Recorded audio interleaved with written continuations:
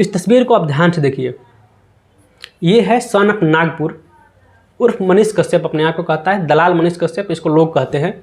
ये कहता है कि हम निष्पक्ष पत्रकार हैं और पत्रकारिता करते हैं, लेकिन आप ये जान लीजिए कि निष्पक्ष पत्रकार नहीं है। इससे बड़ा दलाल खोजेंगे तो सुधीर चौधरी भी शर्मा जाएगा, ये इतना बड़ा दलाल है। ये एक एजेंट बन के निकला है भाजपा का, और जो काम भाजपा नहीं कर पाती है ऐसे ऐसे लोगों से करवाती है कि लगे कि नहीं ये तो पत्रकार है, ये तो देश हित में बात कर रहा है, लेकिन ये है कट्टर दलाल पत्रकार है, मोदी का चापलूस है, तलवा चाटने वाला व्यक्ति है। Son of Dalal, son of Nagpur इसको लोग कहते हैं।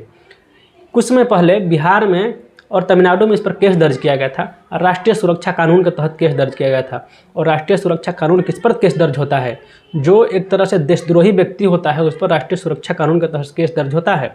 ये देशद्रोह आदमी है, देशद्रोही आदमी है, क्योंकि कुछ समय पहले बिहार में और तमिलनाडु में एक ऐसा षड्यंत्र रचा था, षड्यंत्र के तहत दोनों सरकार को बदनाम करने का यह साजिश रचा था, और बताता है कि बिहार के मजदूरों को तमिलनाडु में कत्लेआम किया जा रहा है, मारा जा रहा है, पीटा जा रहा है, ऐसा काम किया जा रहा है तमिलनाडु में।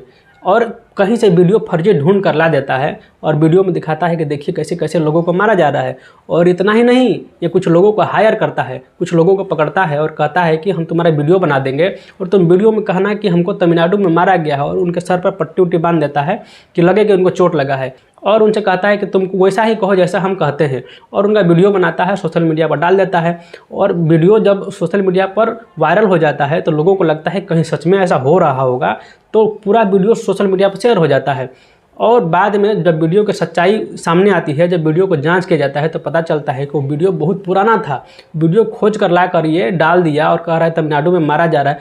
ये राजनीतिक रूप से किया गया था ये काम, क्योंकि बिहार में उस समय नीतीश और आरजेडी की सरकार थी, अब तमिलनाडु में भी विपक्ष की सरकार थी। और इसका योजना ये था कि ऐसा हम कोई मुद्दा लेकर आएंगे जिससे दोनों सरकार को हम बदनाम करें, तो लगेगा कि वहाँ पर विपक्ष की सरकार है, वहाँ पर लोग पिटा रहे हैं, कुछ कर नहीं रहे, उससे फ़ायदा होने वाला था बीजेपी को। और ये तो है बीजेपी का दलाल, कट्टर दलाल है, तो ऐसा साजिश रच कर बदनाम करने की कोशिश की।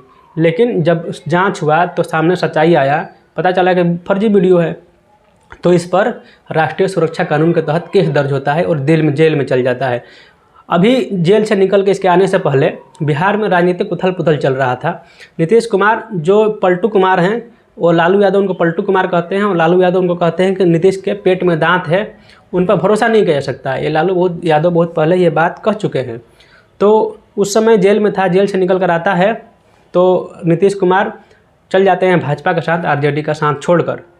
तो ये कहता है कि हमको जेल में डाले थे तेजस्वी यादव, और हमने कहा था कि बिहार की सरकार हम गिरा देंगे, और हमने सरकार गिरा दिया। अबे तुम्हारी औकात क्या है कि तुम सरकार गिरा देगा? एक दलाल पत्रकार जब देश की सरकार गिराने लगे और सरकार बनाने लगे, फिर तो सरकार की हैसियत ही नहीं रह गई है।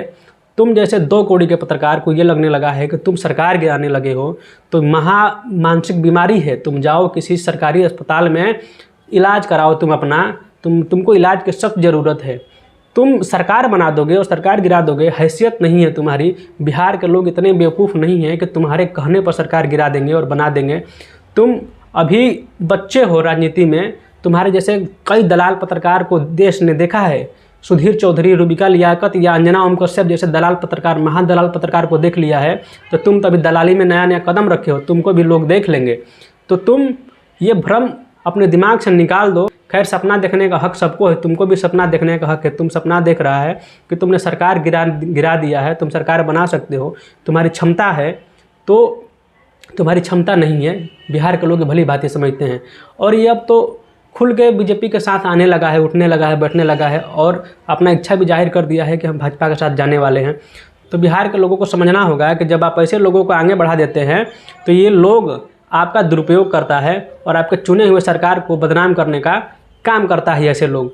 और एक बात तो बता दें आपको कि इसका आप कई सारे वीडियो उठाकर देखिएगा कि जब जाता है विपक्ष की सरकार में जहाँ बीजेपी की सरकार नहीं होती है। जैसे मान लीजिए बिहार में आता है तो कहीं नदी नाला खराब है तो वहाँ पर कहता है कि देख लीजिए सरकारें भ्रष्ट हैं, किस तरह से पैसा का घोटाला किया जा रहा है, यहाँ पर सड़क इस तरह से है, नाली इस तरह से, सरकारें भ्रष्ट हैं, पैसा का बर्बादी हो रहा है, और सरकार को बदनाम करके वीडियो बनाकर डाल देता है। और विपक्ष की सरकारें सुन लेती हैं कि हो सकता है कहीं गलती हुआ होगा रास्ता बनाने में, नाली बनाने में।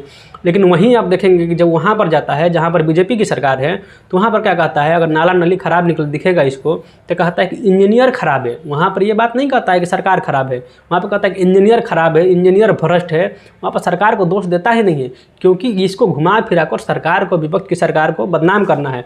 बदनाम क्यों करना है? क्योंकि इसका फोटो आप देखिए, ये है संघ का एजेंट है, इस संघ में रहा है आरएसएस का। वही आरएसएस जो नाथूराम गोडसे पैदा किया, जिसने महात्मा गांधी की हत्या की, और ये भी महात्मा गांधी को गाली देता है। इसका वीडियो आप देखे होंगे, जिस वीडियो में महात्मा गांधी को बहुत गंदा गाली देता है। तो ये वहीं से पैदा होकर आया है और वहीं से पैदा होकर आकर नफरत सीख लिया है। तो इसीलिए ये इसका दिली इच्छा है कि विपक्ष की सरकारों को हम बदनाम करें, और बदनाम करके विपक्ष की सरकारों को बदनाम कर दें कि लोग उससे नफरत करने लगे और हम बीजेपी की सरकारों को फ़ायदा पहुंचाएं। ये सच्चाई आपको बताना जरूरी था, क्योंकि आपको लगता था कि ये निष्पक्ष पत्रकार है, दलाल नहीं है। लेकिन आप जान लीजिए कि संघ का पैदाइश है। संघ का कुछ भी काम करेगा तो संघ को नुकसान पहुँचाने के लिए नहीं करेगा, और संघ बीजेपी का ही प्रोडक्ट है। तो आप इस चीज़ को जानिए और समझिए और लोगों को भी बताइए। बाकी वीडियो आपको अच्छा लगा हो तो लाइक करिए, कमेंट करिए, शेयर करिए। धन्यवाद।